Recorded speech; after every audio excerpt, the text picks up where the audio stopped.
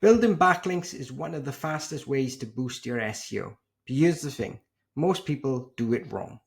My name is Ricky and I'm the head of PR at weare.co.uk.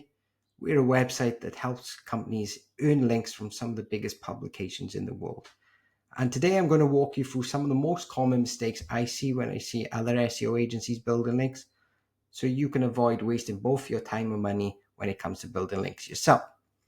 So if you were wondering why your links aren't moving the needle, or at worst, why your rankings have dropped, this video is going to save you a lot of headaches.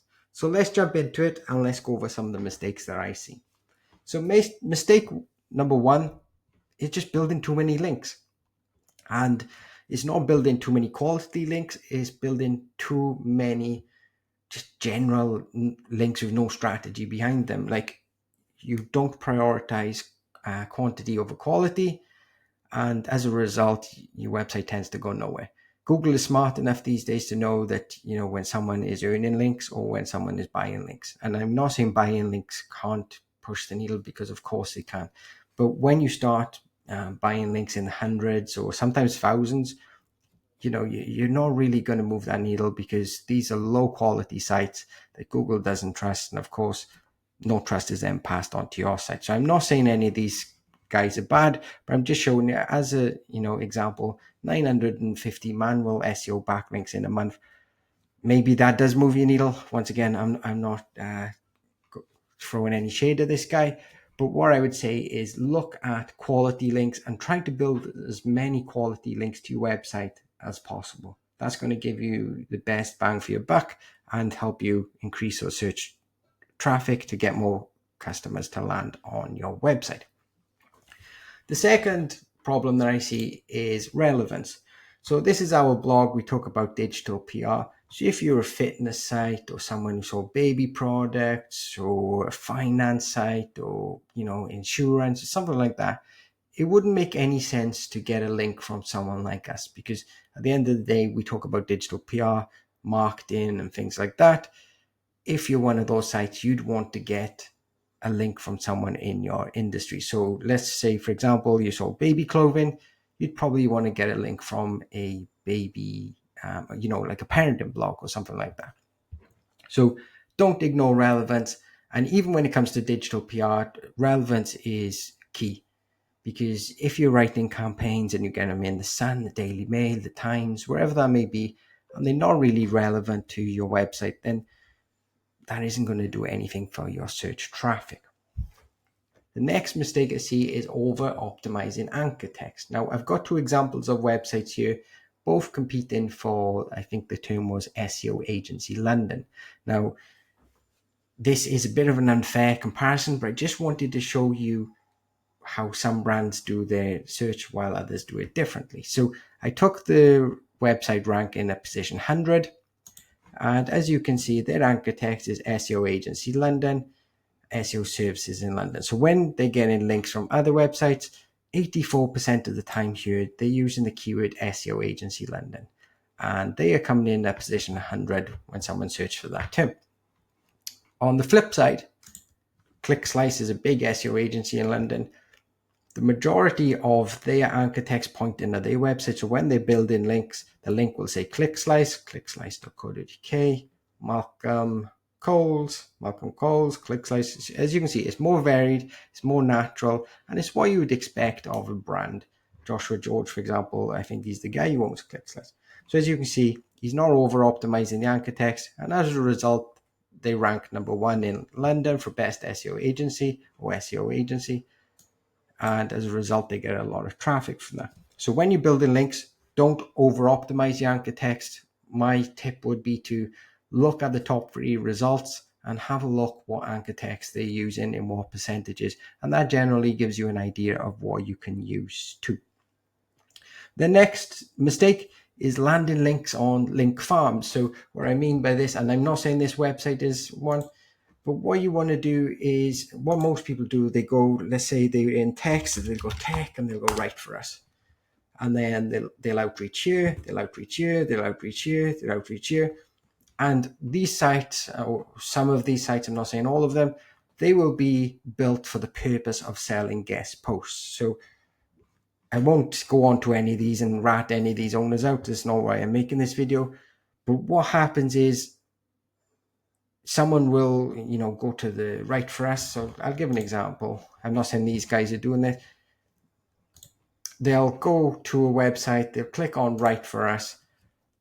They'll request see if they can write for that page or website. And generally, when the website is set up to sell links, they don't really care who writes for them. So what you'll tend to have is a website which isn't focused around one thing, even though, let's say we've put in tech, you could have people writing about finance, could be people writing about marketing, Bitcoin, or whatever that may be. These are, in my opinion, link farms. And they're cheap, they're fast, but they're obvious to Google and they're risky. Sooner or later, these sites get de-indexed and you've wasted your marketing budget, because quite often you have to pay, $100, $200 to be on some of these sites. Another mistake is bad placement. So even if you land on a good website, where your link is matters. So I haven't got an example of this, but generally the closer to the top of the article, the more link equity is passed to your website if you're linked to the top. Whereas if you link to the bottom or hidden in a footer or something like that, less link equity is passed to you. So, you shouldn't really be having links in the bottom of articles, especially when that article contains tons of other links to other people, other competitors, things like that. Building links too fast is another problem I see sometimes. Now, we've had clients say to us, what happens if we get in, hundreds of publications? Because when we do digital PR, sometimes your story can go sort of viral and you can get in 100, 200, 300 plus publications. That's different from building 100 links from guest posts. So once again, quality over quantity. And, even when quantity is in the mix, you still want that quality there. So another mistake I see, and this isn't technically to do with link building, but it kind of is too, is not having a structure where you can use your internal linking on your site. So I've just put in silo structure. There's many structures you can use with your website. But what I tend to see is people writing blogs which are sort of connected in terms of the content you write about. So for us, it could be digital PR, it could be marketing, it could be anchor text, blogs on those types of things. But if you don't connect them up, then you're leaving some link equity on the table. So ideally, what you'd like to do is create, we love the silo. So let's click on one of these. Let's say this was a blog post and you'd have supporting content. If you build in links, you can build links into this page, you can build links into this page, you can build links into this page. And what that does is share the link equity between your silo and also, your product pages, your category pages and things like that.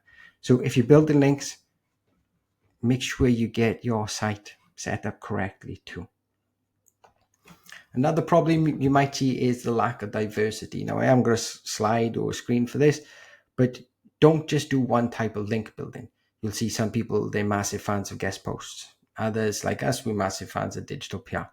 But you can't ignore any type of, link, because at the end of the day, your competitors will have a varied link profile. And the majority of times you're going to need to match them first of all, and then you're going to have to beat them. So don't ignore any types of links, whether that's guest posts, niche edits, digital PR, or citations or things like that.